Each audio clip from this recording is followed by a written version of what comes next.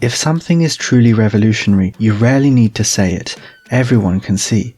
AI bosses like Sam Altman, for example, are trying to undersell their technology to avoid making people scared. In a recent interview, Altman compared AI to spell check. So when Elon Musk told the media that his Department for Government Efficiency was the biggest revolution in government since the original revolution, this may have been a sign that all was not well. Put simply, Musk's efficiency initiative has struggled to deliver on its promises. Before the election, Musk claimed he could find $2 trillion in efficiency and anti-corruption savings in government. This would have effectively solved the annual US deficit, which stood at $1.8 trillion in 2024. But in a recent interview, he halved that estimation, claiming he will have made $1 trillion in savings by May, when DOGE is scheduled to wind up. Of that sum, Musk's team still has to find $870 billion. So far, they have made just $130 billion in cuts, and even that is lightly an overestimate.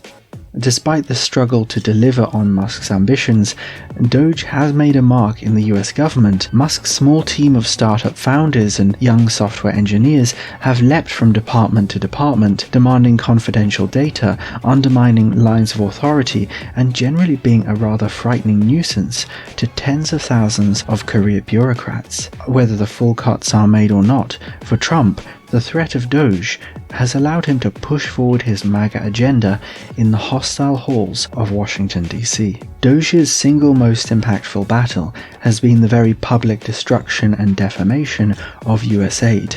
In this context, USAID's annihilation was part of a pre-planned adjustment to America's foreign policy strategy. Trump wants to focus on military and economic power projection, not moral authority. DOGE simply provided the ammunition the Republican media machine required. Elon Musk famously confused Gaza, a province in Mozambique, where USAID provides family planning services, with the Gaza Strip in Palestine. Cue headlines saying America is delivering condoms to Hamas. These kinds of mix-ups were used to feed a narrative that USAID was corrupt and ineffectual. Although the courts halted Musk's cuts on USAID, on March 28th, his team won an appeal, and it looks likely that missing $870 billion in savings will partly come from USAID. But beyond this department, Musk has struggled to create any revolutionary change in efficiency. Asking federal employees to write an email with 3 bullet points saying what they did today is hardly transformative.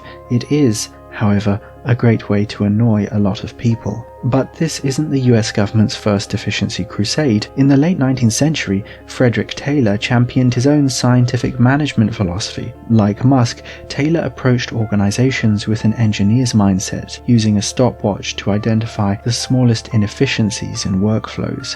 From 1890 to 1932, reformers argued that all aspects of society, from businesses to government agencies, suffered from waste.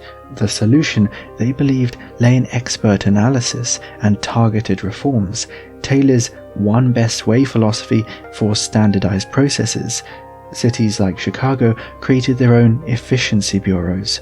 However, Taylor's reforms had a hidden cost. People are complex things, and motivation plays a big role in the quality and quantity of our work. At the Watertown Arsenal in Massachusetts, the implementation of Taylor's system in 1909 eventually led to worker resistance. A team was sent by Congress to investigate the situation. They found that while scientific management offered valuable organizational techniques, it also concentrated dangerously high levels of uncontrolled power in the hands of certain managers. By 1913, scientific management at the Arsenal was abolished. The parallels to today's DOGE-induced workplace stress and employee resistance are difficult to ignore.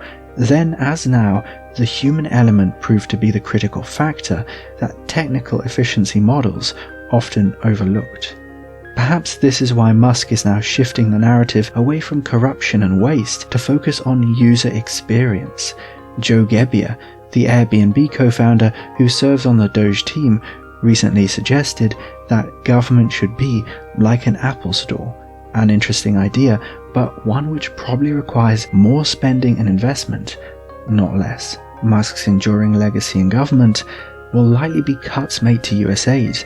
Beyond this, DOGE has struggled to gain traction. Protective department heads and a hostile and reasonably effective federal system have kept DOGE's small team on the back foot. The kind of dramatic restructuring Musk made at Twitter is not really possible with a government bureaucracy, at least not without fomenting chaos across the United States. For now, however, DOGE is scrambling to find that missing $870 billion before its own terminal decline in May. Heads will roll, and figures will be massaged to bring this brief, somewhat impactful revolution to a close. Hi, it's Arthur. Thanks for watching this video. If you enjoyed it, please like and subscribe to the channel. Thanks.